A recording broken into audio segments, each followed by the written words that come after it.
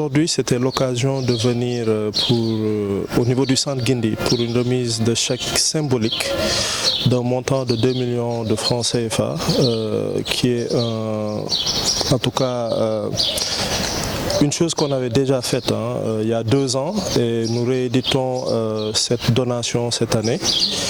Mais surtout recueillir les préoccupations du centre Guindi.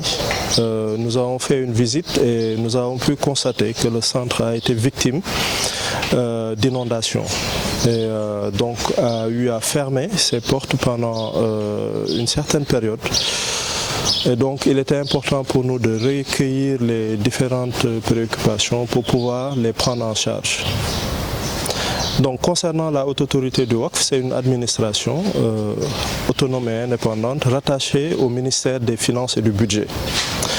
Nous avons comme mission qui nous a été assignée par l'État du Sénégal d'administrer les Waqf publics, de promouvoir le Waqf dans notre pays, mais également de contrôler et superviser l'ensemble des Waqf qui existent dans notre pays. Donc le Waqf, en termes de définition, c'est une aumône durable qui permet d'assurer une certaine autonomisation des personnes vulnérables.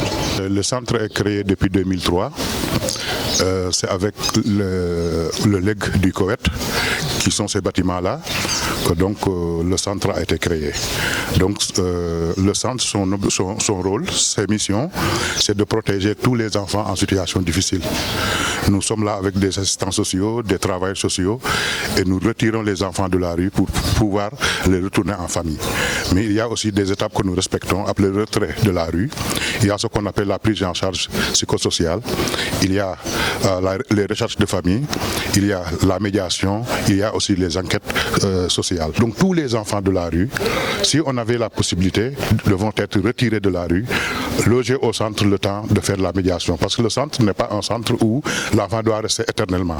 C'est juste un passage pour, pour parler à l'enfant, pour rééduquer l'enfant, pour sensibiliser l'enfant sur les dangers de la rue.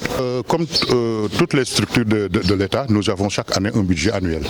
Donc le budget ne suffit pas, c'est vrai, mais quand même l'État fait un grand effort sur la prise en charge de ces enfants-là.